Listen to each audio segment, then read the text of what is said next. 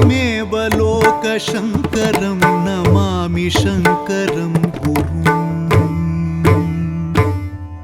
नमामि शङ्करं गुरुं नमामि शङ्करं गुरुं।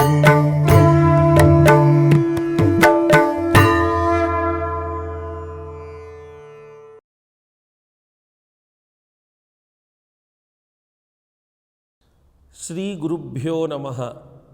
ಸದಾಶಿವಸಮಾರಂಭಾಂ ಶಂಕರಾಚಾರ್ಯ ಮಧ್ಯಮಾಂ ಅಸ್ಮದಾಚಾರ್ಯಪರ್ಯಂತಾಂ ವಂದೇ ಗುರುಪರಂಪರಾಂ.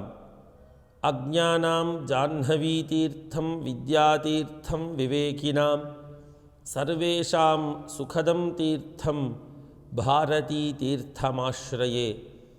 ವಿದ್ಯಾ ವಿನಯ ಸಂಪನ್ನಂ ವೀತರಾಗಂ ವಿವೇಕಿನಂ ವಂದೇ ವೇದಾಂತ ತತ್ವಜ್ಞಂ ವಿಧುಶೇಖರ ಭಾರತೀಂ. ಆತ್ಮೀಯ ಗುರುಬಂಧುಗಳೇ, ಆದಿಶಂಕರ ಭಗವತ್ಪಾದಾಚಾರ್ಯರ ಜೀವನ ಚರಿತ್ರೆಯನ್ನು ನಾವು ನೋಡ್ಕೊಂಡು ಬರ್ತಾ ಇದ್ದೀವಿ.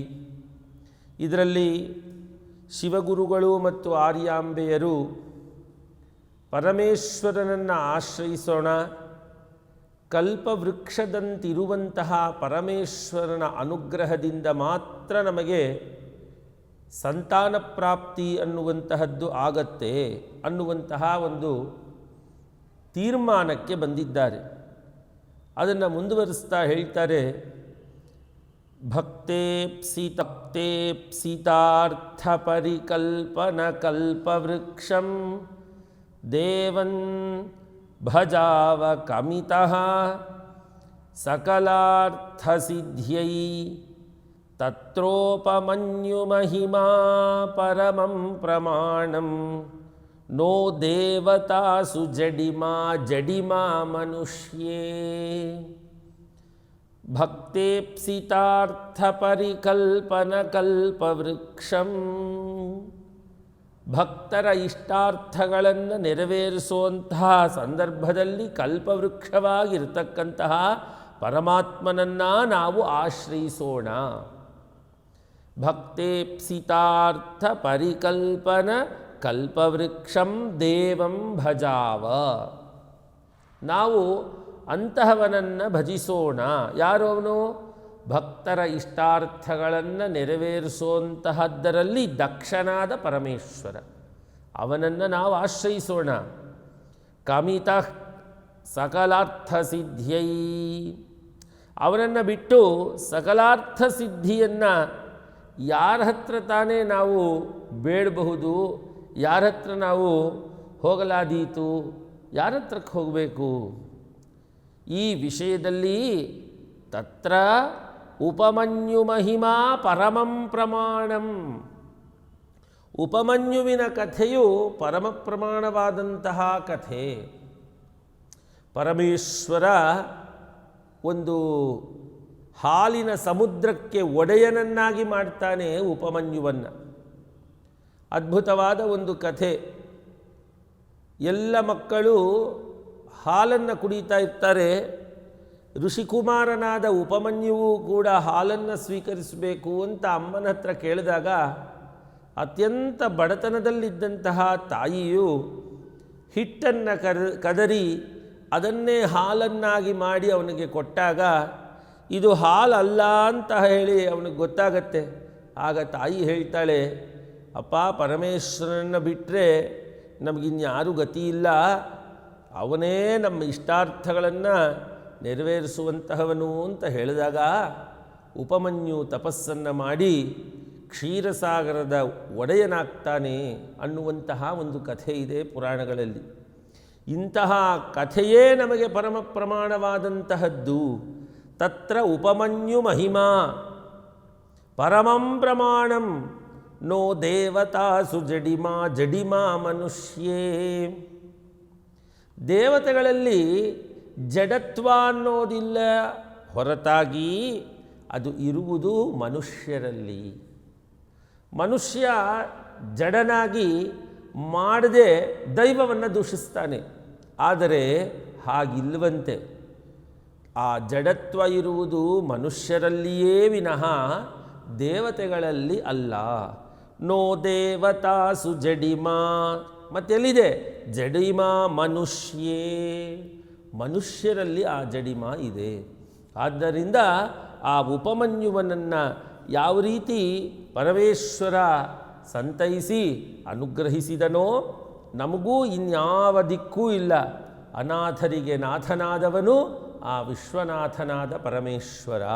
ಹಾಗಾಗಿ ಅವನನ್ನು ಆಶ್ರಯ ಮಾಡೋಣ. ಇತ್ತಂ ಕಲತ್ರೋಕ್ತಿಮನುತ್ತಮಂ ಸಹ ಶ್ರುತ್ವಾ ಸುತಾರ್ಥೀ ಪ್ರಣತೈಕವಶ್ಯಂ ಇಯೇಷ ಸಂತೋಷಯಿತುಂ ತಪೋಭಿಃ ಸೋಮಾರ್ಧಮೂರ್ಧಾನಮುಮಾರ್ಧಮೀಶಂ. ಇತ್ತಂ, ಈ ರೀತಿಯಾಗಿ ಆ ತಾಯಿಯಾದ ಆರ್ಯಾಂಬೆಯು ಹೇಳಿದಾಗ ಶಿವಗುರುಗಳು ಕಲತ್ರ ಅಂದರೆ ತನ್ನ ಪತ್ನಿ ಆಕೆಯು ಹೇಳಿದಂಥ ಮಾತನ್ನು ಶಿರೋಧಾರ್ಯ ಮಾಡಿದ.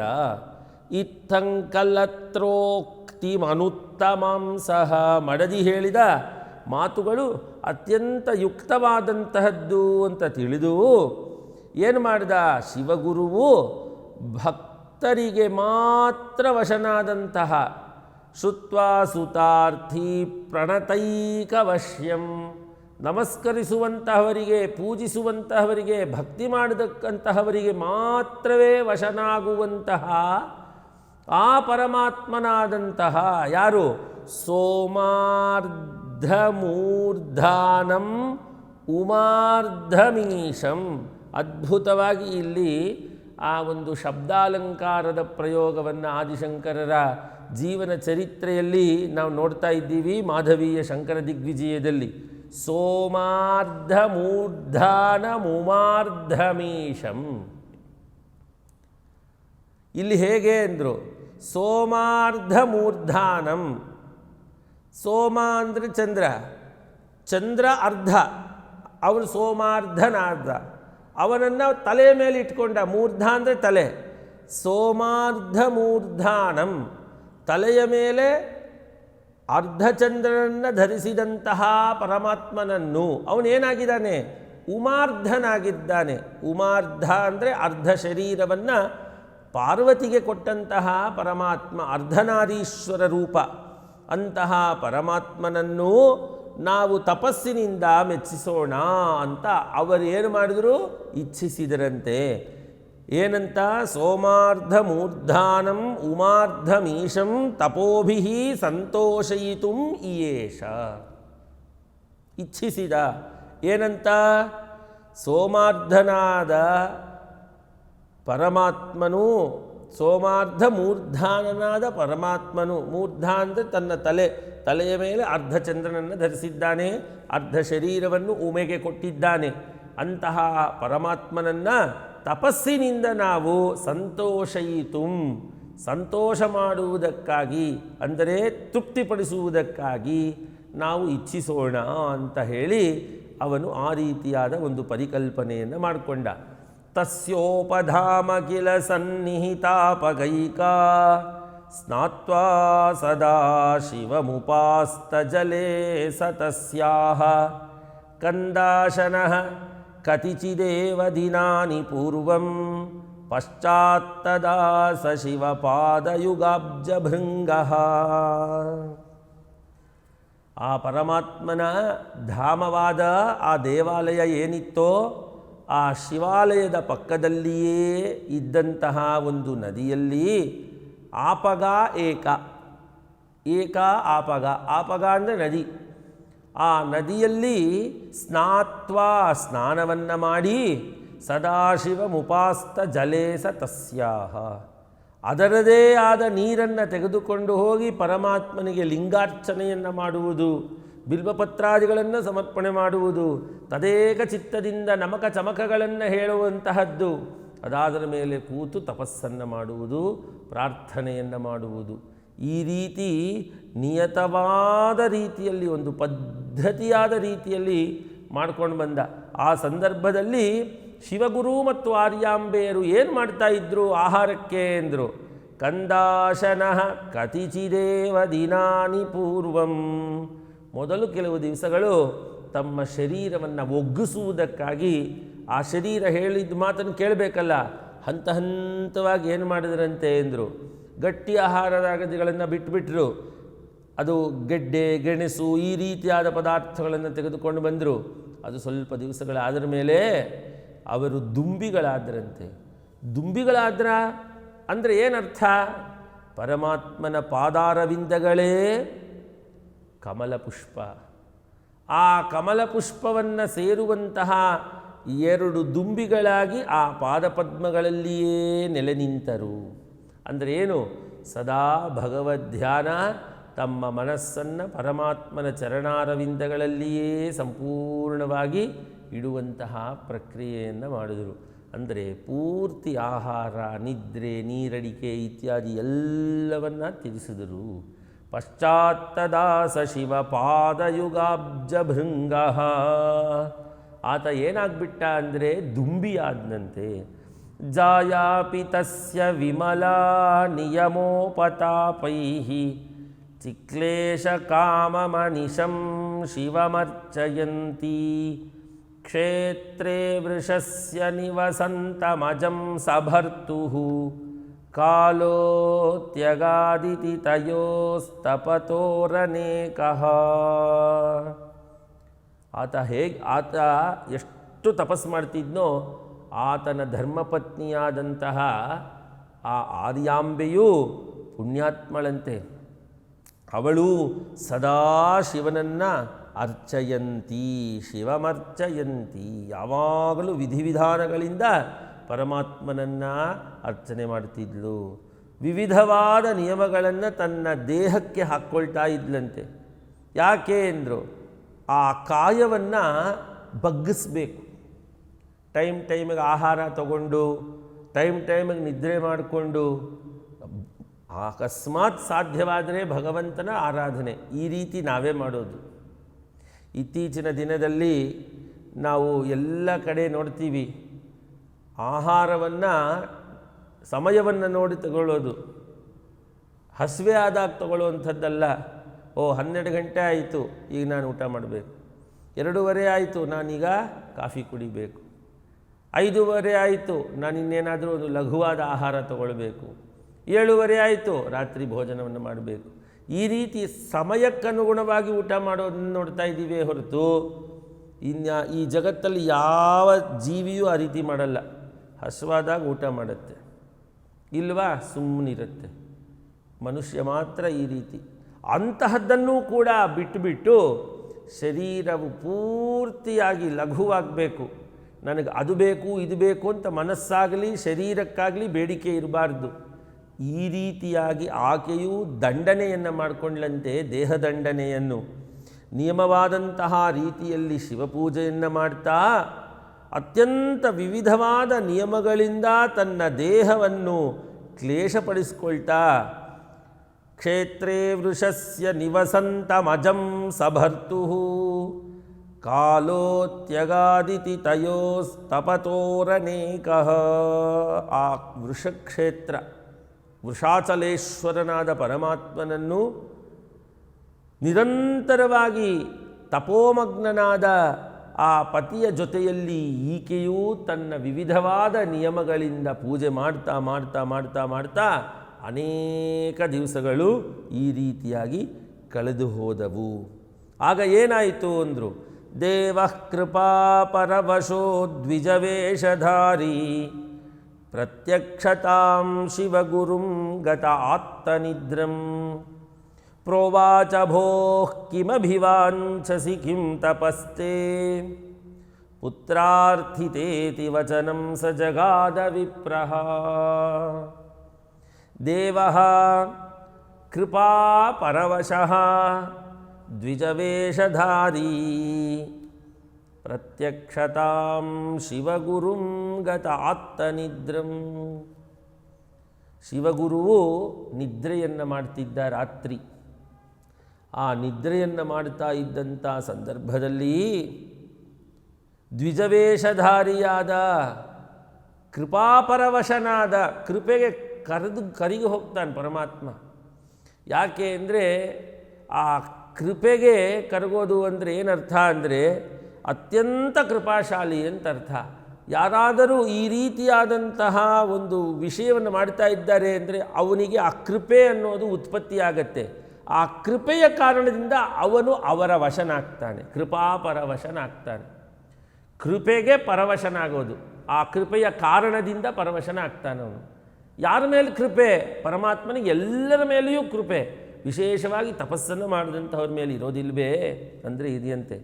ದೇವ ಕೃಪಾ ಪರವಶಃ ದ್ವಿಜವೇಷಧಾರಿ, ದ್ವಿಜವೇಷಧಾರಿಯಾಗಿ ಬರ್ತಾನೆ. ಪ್ರೋವಾಚ ಭೋಃ ಕಿಮಭಿವಾಂಛಸಿ ಕಿಂ ತಪಸ್ತೆ, ಈ ತಪಸ್ಸೇನಕ್ಕಯ್ಯ, ನಿನಗೇನು ಬೇಕು ಹೇಳು ಅಂತ ಒಬ್ಬ ಬ್ರಾಹ್ಮಣ ವೇಷಧಾರಿಯಾದ ಪರಮಾತ್ಮನು ಕೇಳಲಾಗಿ ಪುತ್ರಾರ್ಥಿತೇತಿ ವಚನಂ ಸಜಗಾದ ವಿಪ್ರಹ, ಮಕ್ಕಳಿಗಾಗಿ ಬೇಕು, ಮಕ್ಕಳು ನನಗೆ ಪ್ರಾಪ್ತವಾಗಬೇಕು ಅನ್ನುವುದಕ್ಕೋಸ್ಕರ ನಾನು ಈ ರೀತಿಯಾದಂತಹ ಒಂದು ತಪಸ್ಸನ್ನು ಮಾಡ್ತಾ ಇದ್ದೀನಿ ಅಂತ ತನ್ನ ನಿದ್ರೆಯಲ್ಲಿಯೇ ಶಿವಗುರುವು ಆ ಪರಮಾತ್ಮನ ಬಳಿ ಹೇಳಿಕೊಂಡಂತೆ ಆ ಪರಮಾತ್ಮ ದ್ವಿಜವೇಷಧಾರಿಯಾಗಿದ್ದ. ದೇವೋಪ್ಯಪೃಚ್ಛದಥ ತಂ ದ್ವಿಜ ವಿದ್ಧಿ ಸತ್ಯಂ, ದೇವ ಅಪಿ, ಆ ದೇವನು ಹೇಳ್ದ ಅಪೃಚ್ಛತ್, ಇದು ನಾನು ಮಾತಾಡ್ತಾ ಇರೋದು ಸತ್ಯ ಅಂತ ತಿಳ್ಕೊಳ್ಳಪ್ಪ. ಸರ್ವಜ್ಞಮೇಕಮಪಿ ಸರ್ವಗುಣೋಪಪನ್ನಂ ಪುತ್ರಂ ದದಾನ್ಯಥ ಬಹೂನ್ ವಿಪರೀತಕಾಂಸ್ತೆ ಭೂರ್ಯಾಯುಷಸ್ತನುಗುಣಾನ್ ಅವದದ್ವಿಜೇಶಃ. ನೋಡಪ್ಪ, ಸಕಲ ಗುಣ ಸಂಪನ್ನನೂ ಸಕಲ ಶಾಸ್ತ್ರ ಕೋವಿದನೂ ಸಕಲ ವೇದ ಪಾರಂಗತನೂ ಆದಂತಹ ಉತ್ತಮವಾದ ಗುಣಗಳಿಂದ ಶೋಭಿಸುತ್ತಿರುವ ಅಲ್ಪಾಯುಷಿಯಾದ ಒಬ್ಬ ಮಗ ಬೇಕೇ, ಅಥವಾ ಇದರ ವಿಪರೀತವಾದ ದಡ್ಡನಾದ ಮೂರ್ಖನಾದ ಶಾಸ್ತ್ರಗಳು ಗೊತ್ತಿಲ್ಲದೇ ಇರುವಂತಹ ಈ ರೀತಿಯಾದ ವಿಪರೀತ ಬುದ್ಧಿ ಇರುವಂತಹ ಬಹುಕಾಲ ಬಾಳಿ ಬದುಕುವಂತಹ ಒಬ್ಬ ಮಗ ಬೇಕೇ? ನಿನ್ನ ಇಚ್ಛೆ ಏನಾಗಿದೆ? ಪುತ್ರಂ ದದಾನ್ಯಥ ಬಹೂನ್ ವಿಪರೀತಕಾಂಸ್ತೆ ಭೂರ್ಯಾಯುಷಸ್ತನುಗುಣಾನ್ ಅವದದ್ವಿಜೇಶಃ. ಆಗ ಶಿವಗುರು ಹೇಳಿದಂತೆ ಪುತ್ರೋಸ್ತು ಮೇ ಬಹುಗುಣಃ ಪ್ರಥಿತಾನುಭಾವಃ ಸರ್ವಜ್ಞತಾ ಪದಮಿತೀರಿತ ಆಬಭಾಷೆ ದದ್ಯಾಮುದೀರಿತ ಪದಂತನಯಂತಪೋಮಾ ಪೂರ್ಣೋ ಭವಿಷ್ಯಸಿ ಗೃಹನ್ ದ್ವಿಜ ಗಚ್ಚದಾರೈಃ. ಪರಮಾತ್ಮ ಏಕಶ್ಚಂದ್ರಸ್ತಮೋಹಂತಿ ನತು ತಾರಾಗಣಃ ಕ್ವಚಿತ್. ಒಬ್ಬ ಮಗ ಅತ್ಯಂತ ಗುಣಶಾಲಿಯಾದವನು ಹುಟ್ಟಿದರೆ ಇಡೀ ಕುಲಕ್ಕೆ ಕೀರ್ತಿ, ತನ್ನ ವಂಶವೇ ಅತ್ಯಂತ ಅದ್ಭುತವಾದಂತಹ ರೀತಿಯಲ್ಲಿ ಈ ಜಗತ್ತಿನಲ್ಲಿ ಕೊಂಡಾಡಲ್ಪಡುತ್ತೆ. ಮೂರ್ಖಶತರಾದಂತಹ ಮಕ್ಕಳು, ಮೂರ್ಖ ಶತ ಮಕ್ಕಳು, 100 ಜನ ಮಕ್ಕಳು ಎಲ್ಲರೂ ಮೂರ್ಖರು. ಅದನ್ನು ಕಟ್ಕೊಂಡು ಏನಾಗಬೇಕು? ಒಬ್ಬ ಚಂದ್ರ ಇಡೀ ಕತ್ತಲೆಯನ್ನು ಹೋಗಲಾಡಿಸ್ತಾನೆ. ಅದೇ ಲಕ್ಷಾಂತರ ನಕ್ಷತ್ರಗಳಿಂದ ಏನು ಪ್ರಯೋಜನ? ಇದು ಸೂಕ್ತಿಯನ್ನು ಅವಲಂಬಿಸಿ ಶಿವಗುರು ಹೇಳ್ತಾನೆ, ಪುತ್ರೋಸ್ತು ಮೇ ಬಹುಗುಣ ಪ್ರಥಿತಾನುಭಾವ, ಬಹುಗುಣ ಪ್ರಥಿತಾನುಭಾವ. ಅವನು ಎಲ್ಲ ಕಡೆಯಲ್ಲಿ ಬಹುಮಾನ್ಯನಾಗಬೇಕು, ಸರ್ವಜ್ಞನಾಗಬೇಕು, ಆ ರೀತಿ ಮಹಾಮಹಿಮಶಾಲಿಯೂ ಆಗಿರಬೇಕು. ಅಂತಹ ಒಬ್ಬ ಮಗ ಅಲ್ಪಾಯುಷ್ಯನಾಗಿದ್ದರೂ ಕೂಡ ಆ ಅಲ್ಪಾಯುಷಿಯಾದ ಉತ್ಕೃಷ್ಟವಾದ ಗುಣೋಪೇತನಾದ ಮಗ ಸಾಕು.